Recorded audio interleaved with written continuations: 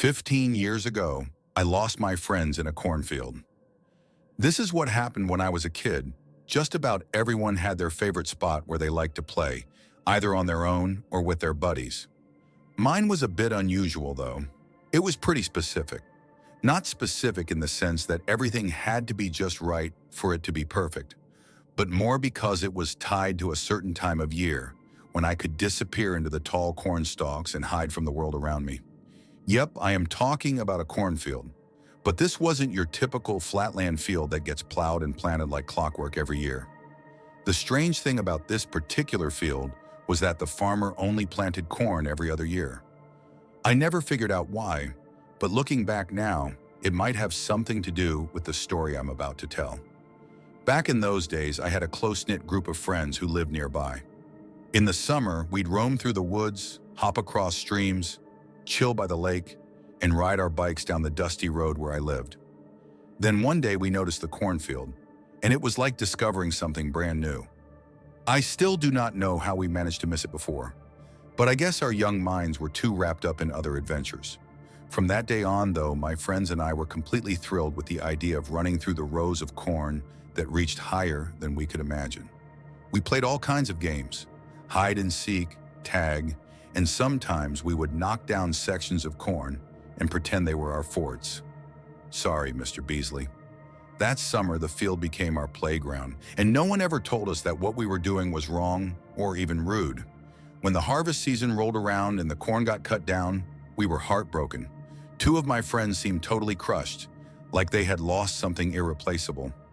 I felt for them because, to be honest, I was pretty torn up about losing our secret hideaway too. That school year dragged on as the most boring I could remember. We started drifting apart, and even though we were still kids, there was this weird tension between us, the kind you would expect between grown-ups who had a falling out. It was not a happy time for any of us. Winter passed, then spring. Finally, summer came again. I was practically bouncing off the walls with excitement, thinking about getting back into that cornfield. My friends and I patched things up, and we could not wait to jump back into our little world away from everything else. But when my mom mentioned she had not seen any corn growing this year, my heart sank.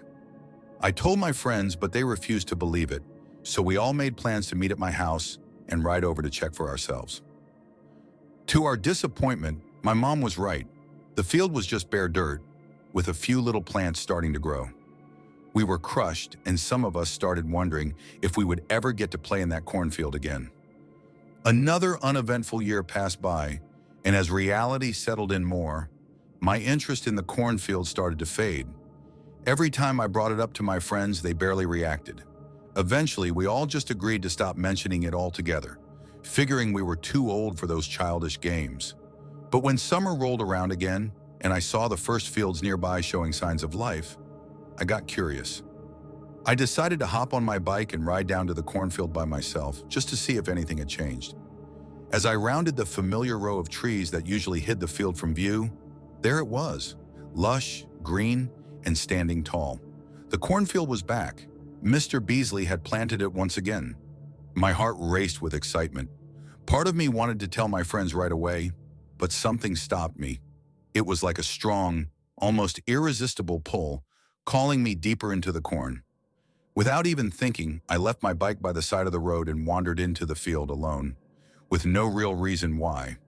It was midday, the sun high and bright, casting light across every corner of the field. But once you're in the middle of the corn, it feels like another world. You cannot see past the row right in front of you, and sometimes it almost feels like the corn is playing tricks on your eyes. That is what I thought was happening when I started noticing movement between the stalks. At first, I figured I was just imagining things because every time I tried to focus, the movement disappeared. Then I heard it. There were fast, scurrying sounds weaving through the field, like a swarm of small animals darting around. Naturally, I was spooked, but then, out of nowhere, my friend Dorian appeared, nearly scaring the life out of me. "Dorian, what are you doing out here?" I gasped, trying to catch my breath. He grinned and tossed his curly brown hair out of his eyes. "Same thing as you, man," he replied, laughing. I immediately felt guilty. "Sorry I didn't call and invite you guys. I just didn't know if the field would be here this year, and I didn't want to get anyone's hopes up. Dorian's smile faltered just a bit. Forget them, he said unexpectedly. We can have plenty of fun, just the two of us. Something about the way he looked at me made me uneasy. His eyes had this hungry gleam to them, but being a kid, I couldn't really make sense of it. Are you sure? I asked hesitantly.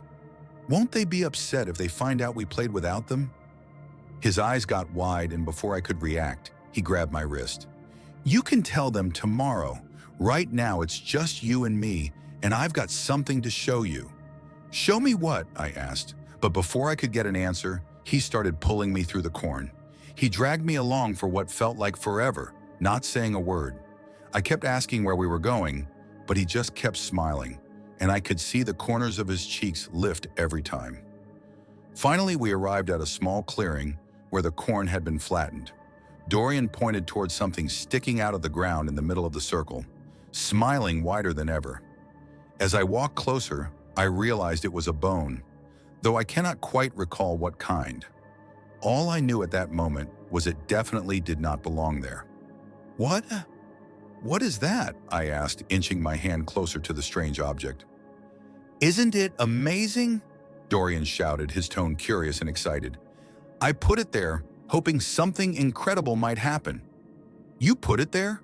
Where did you even find it? I just found it. Can you believe that? His excitement was almost contagious, but I felt uneasy standing next to it. Where did you find it? I asked, my fingertip barely brushing against it. What even is it? It's a bone, he said, grinning from ear to ear like it was the most normal thing in the world. I jerked my hand back, both disgusted and scared. A bone? I yelled, trying not to lose my composure. Yeah, doesn't it look delicious?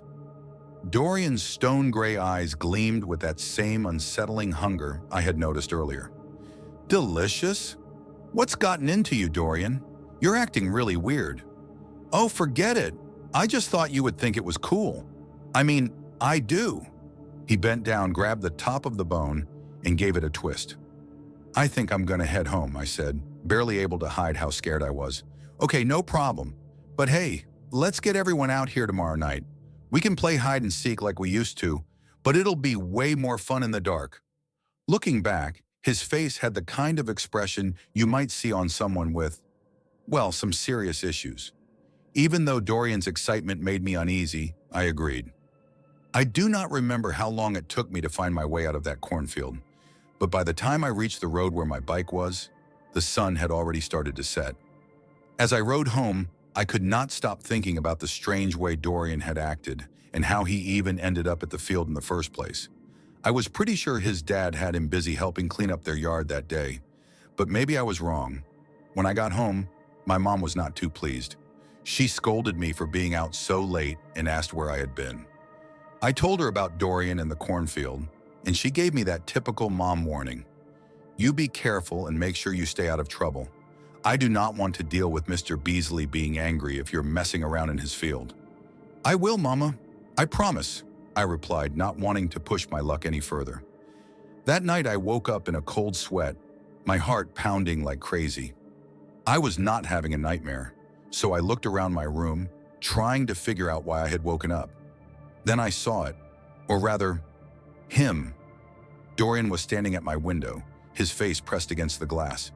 I jumped and gasped, startled, but quickly gathered myself. Dorian's creepy grin never faded, even though he knew he had scared me. I crawled out of bed and went over to the window. I did not open it, I just spoke through the glass since the night was quiet enough. What are you doing here, Dorian? I asked, still groggy. Just reminding you about tomorrow night. Don't forget to get everyone to the field. His voice was way too enthusiastic for the middle of the night. Yeah, I'll call them in the morning. You should go home. I don't even know why you're here right now, I said, half annoyed, half confused. Dorian didn't respond. He just nodded, never breaking eye contact, then slowly backed away from my window until he disappeared into the darkness beyond the reach of my nightlight. Now, I know that was not normal behavior, but back then, as a kid, I had no idea what to make of it. The next morning, I started by calling Ben.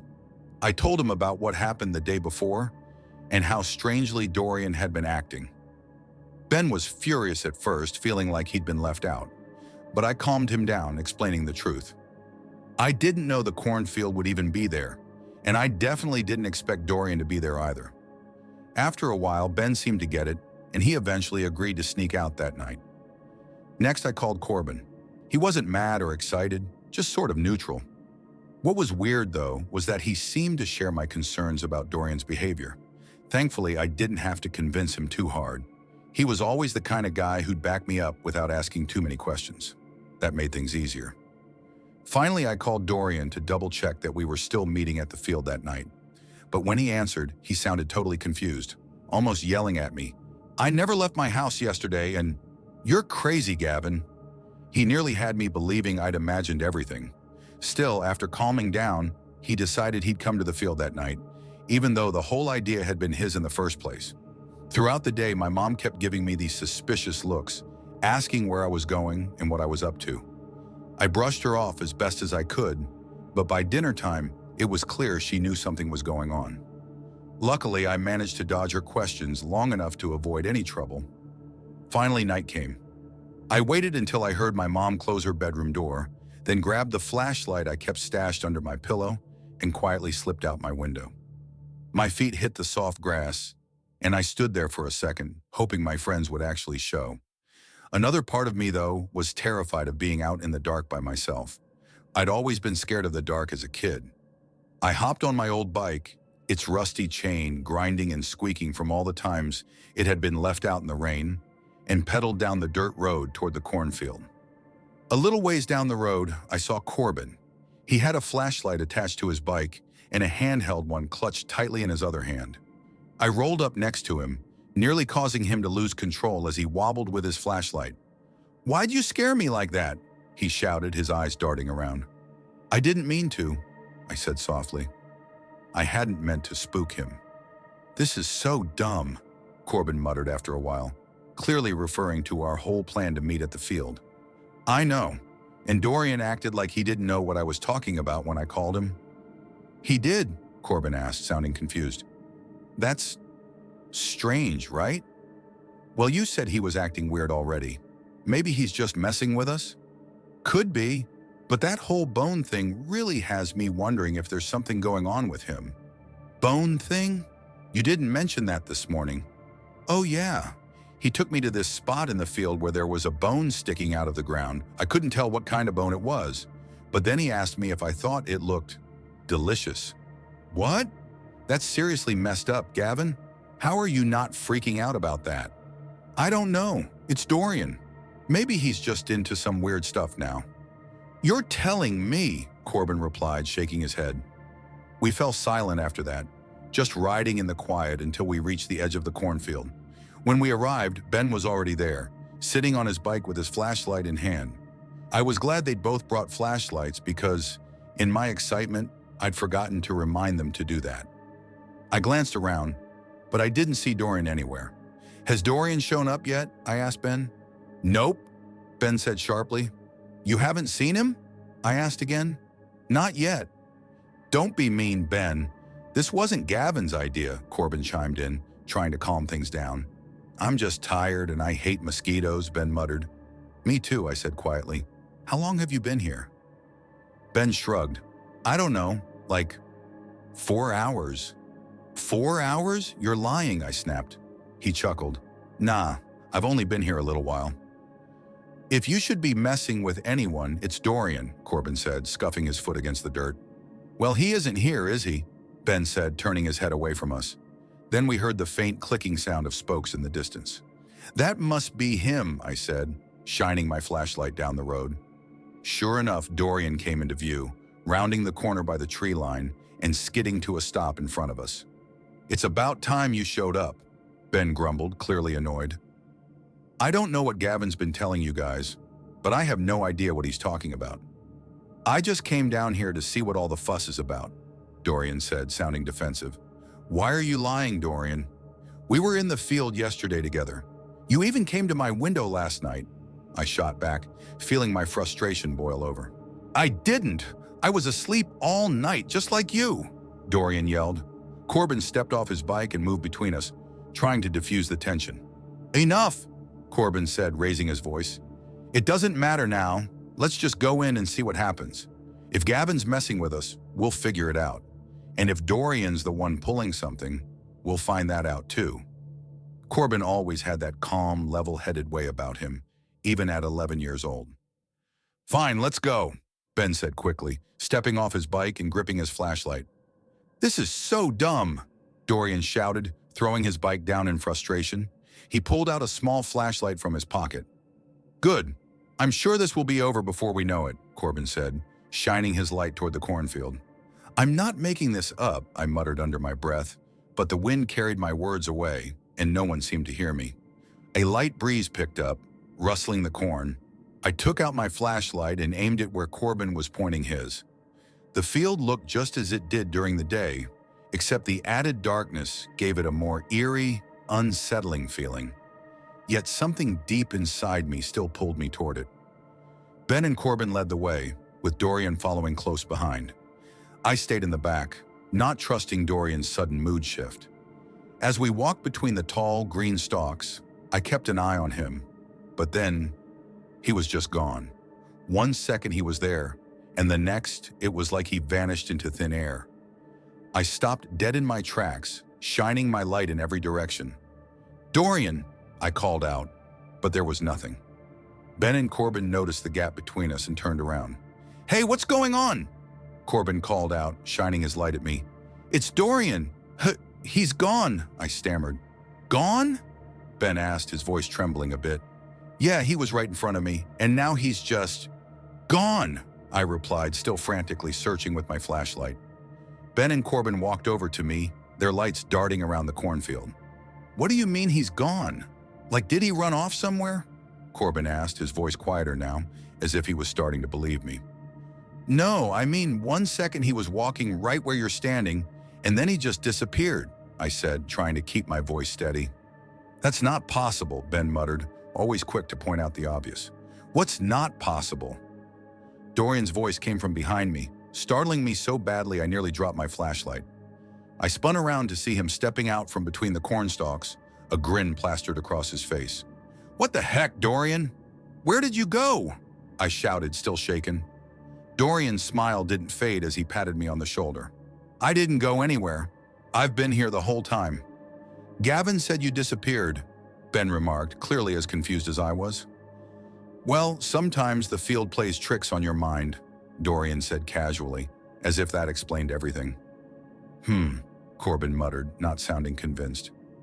It wasn't a trick, I said quietly, feeling defeated as the others seemed to dismiss what I'd seen. Oh well. Shall we keep going? Dorian said, his carefree attitude grating on my nerves. I guess, Ben answered. Corbin nodded, and I followed along silently, still rattled by what had just happened. As we ventured deeper into the cornfield, Dorian's behavior only got stranger. He kept turning around to look at me, his creepy grin never fading. At times it felt like he was floating through the stalks, moving through them like they weren't even there. His whole demeanor was unsettling, like he was in on some joke the rest of us didn't understand. Then Dorian stopped walking abruptly. I have an idea, everyone, he announced, a strange excitement in his voice. An idea? Ben asked. He was always straight to the point. Yes, let's play hide and seek, Dorian suggested, a scheming look crossing his face. Hide and seek? Out here? Corbin asked, clearly skeptical. I agree, maybe during the day, but at night? No way, I said, feeling a pit of fear in my stomach. Nonsense, it'll be fun. I'll start as the seeker. You all have 10 minutes to run and hide. You can even turn off your flashlights when you find a spot, Dorian said, his smile unsettling, followed by a low chuckle that sent a chill down my spine. If it gets me out of here sooner, sure, Ben muttered, already walking away from us. Wait, Ben, I called after him, not wanting to be alone. I'm hiding by myself. I don't want to be caught with all of you, Corbin said as he headed off in the opposite direction. Oh, this is so exciting, Dorian exclaimed, already getting into character. I'll start counting now. 1, 2, 3. Dorian lay on the ground, burying his face in his hands as he loudly counted. His voice echoed through the field even as Ben and I walked a fair distance to find a spot. We stumbled across a small clearing where the corn grew around a rock. It wasn't huge, but it was big enough to hide us completely. Once we settled down, the silence between us stretched for a bit until Ben finally spoke. "I know what you meant earlier," he said quietly. "Huh?" I asked, confused. "Dorian is acting weird. Did you notice how his mood totally changed after you said he disappeared?" "Yeah, I told you. Something's off about him, and honestly, I'm scared. I don't want to be, but I am." "Me too," Ben admitted, which surprised me. "At least we're not like Corbin." "Yeah, I'd hate to be alone out here," Ben said with a nervous chuckle. "Thanks for sticking with me, Ben." "No problem," he said. "I just want to get out of here. To be honest, I was thinking about walking back to the road and leaving." "Why don't we?" I asked, curiosity growing. He sighed, looking conflicted. "You know I'm in the Scouts, right?" "Yeah, what's that got to do with anything?" "Well," he continued, "you didn't notice, but the direction I walked was supposed to take us back the way we came. And, where's the road?" he asked, turning toward me. Even in the dim light, I could see the fear etched on his face. "Maybe we didn't walk far enough," I suggested, though doubt was creeping into my voice. "No, Gavin, I'm following Scout survival rules. From the moment I stepped into the field, I started keeping track. Even if we were going a little off course, we should have hit the road by now. That's why I'm scared." His words hit me hard, especially since Ben was always the calm, collected type. "Maybe you made a mistake," I offered, trying to sound reassuring. "It's not likely," he said, more to himself than to me. Suddenly, the cornstalks rustled nearby. It wasn't the wind. There wasn't any breeze. The sound was unmistakable, like someone making their way through the field toward us. Ben clenched his fists, and I did my best to quiet my breathing. Then, to our shock, Corbin appeared out of nowhere and casually sat down next to us, like he hadn't just scared us half to death. "Corbin, what are you doing here?" I asked, my voice a harsh whisper. He smiled, a grin disturbingly similar to Dorian's, and said, "I was getting lonely where I was hiding, so I decided to come find you guys." "How in the world did you even find us out here?" Ben asked, eyeing him suspiciously. "Oh, it wasn't too hard. Plus, you two didn't go very far," Corbin replied, still smiling. "Not very far?" Ben snapped, frustrated. "We walked nearly half the time Dorian was counting. I don't see how you could have found us so easily, but whatever." "Just be glad we're all together now," Corbin said, his tone oddly cheerful. Something about sitting next to him suddenly made me uneasy, like he wasn't the same person I'd known. "Yeah, I guess," Ben muttered, falling back into his usual short replies. We sat in silence for what felt like forever. My eyes grew heavy, despite the fear that was still pulsing through me. The buzzing of mosquitoes and Corbin's strange, excited breathing were the only things keeping me awake. The longer we sat there, the more uneasy I became. I hadn't heard any movement from Dorian, not even the typical, "Ready or not, here I come." That should have echoed through the field by now. A thought crept into my mind. What if he'd left?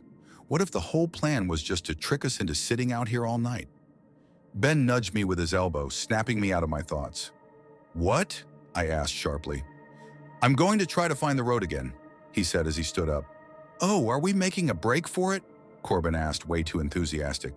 "We're just not playing Dorian's stupid game anymore. Right, Gavin?" Ben looked down at me. "Right," I agreed, standing up as well. "I'll be right behind you," Corbin chimed in, that same weird eagerness in his voice. He was acting just like Dorian had been earlier, and it was starting to freak me out. We began following Ben, but Corbin brushed past me to walk right beside him. They moved through the corn stalks in an erratic way that made it hard for me to keep my flashlight on them.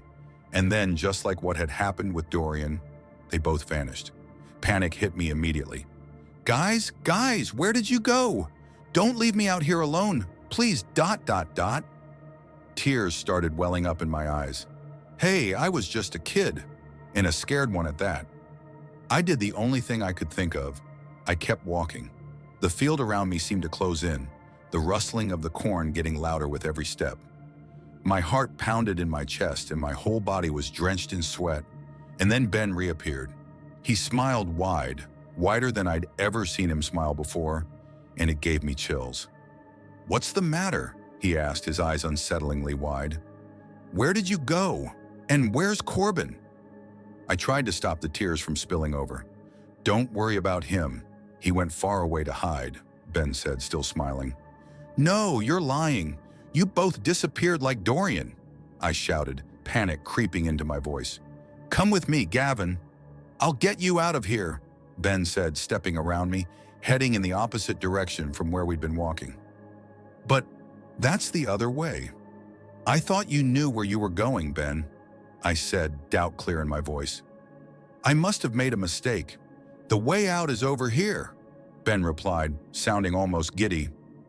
"Okay," I mumbled, reluctantly following.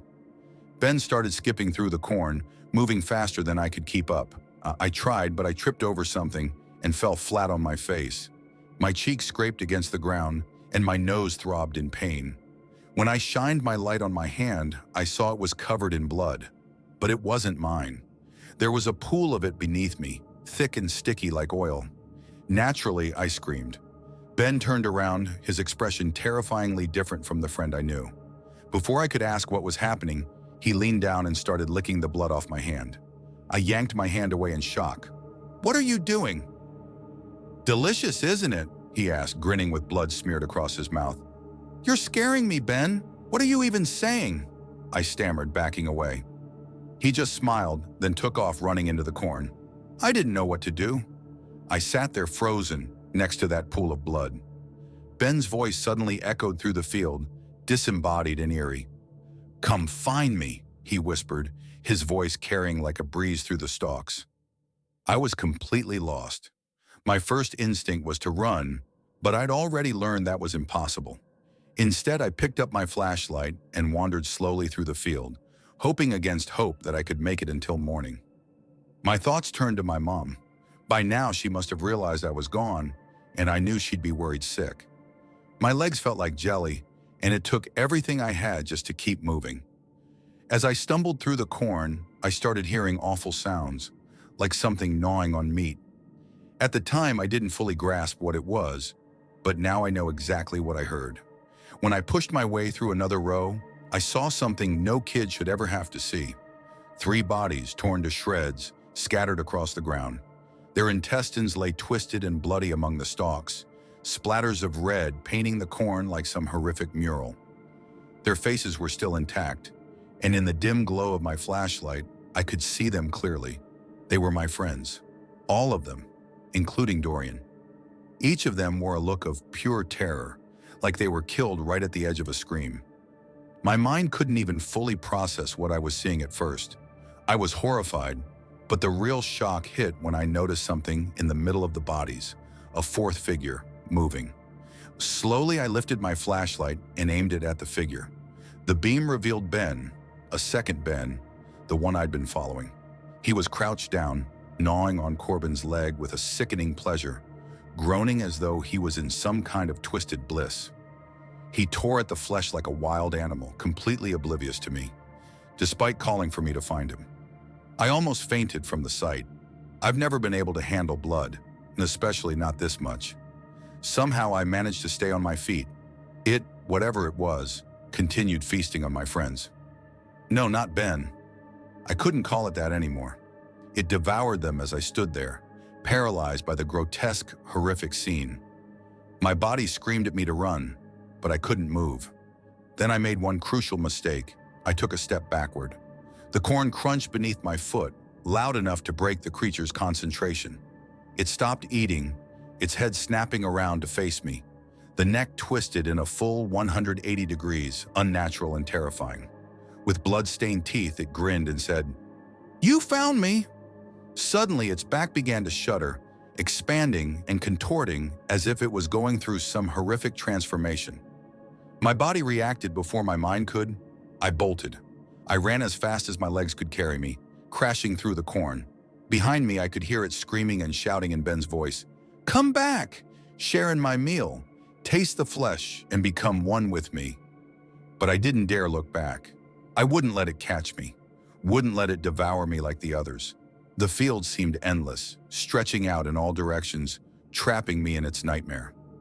My mind raced, trying to make sense of it all, but nothing added up. How could I escape when nothing seemed real? And then, against all odds, I found the road. My bike was right where I'd left it. Without hesitating for a second, I hopped on and pedaled faster than I ever had in my life. I glanced back only once, just long enough to see Ben standing at the edge of the field, smiling and waving like nothing had happened. When I made it home, I burst through the door and shook my mom awake. At first, she was angry, groggy, and annoyed that I'd woken her up, but the look on my face must have told her something was seriously wrong. She called the police and relayed everything I told her. I'm not sure they believed me, but they went out to check anyway. About half an hour later, an officer showed up at our door, asking to speak with me. My mom sat by my side as I repeated my story, but it didn't seem like the officer could wrap his head around it. He kept asking if I was sure it wasn't an adult out there, but I stuck to my story. I knew what I saw. After I finished, the officer left the room to talk with my mom privately. I pressed my ear against the door to listen, and that's when I heard him say, "They found a clearing out there. 4 bodies mutilated beyond belief. 3 of them are kids. The 4th is unidentifiable for now. I don't know what was out there, but your son is lucky to be alive."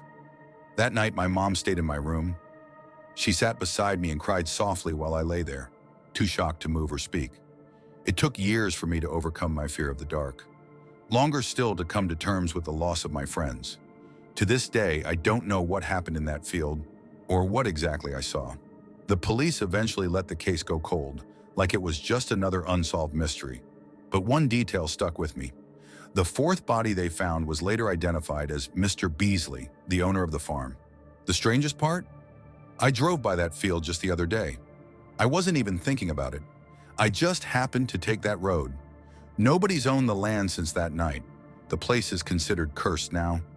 But somehow the corn was fully grown, tall and thriving, and standing at the edge of the field as clear as day was Dorian. He waved at me as I drove past, smiling that same eerie smile. I floored the gas and sped away as fast as I could. If I have one piece of advice for anyone reading this, always be wary of biennial cornfields.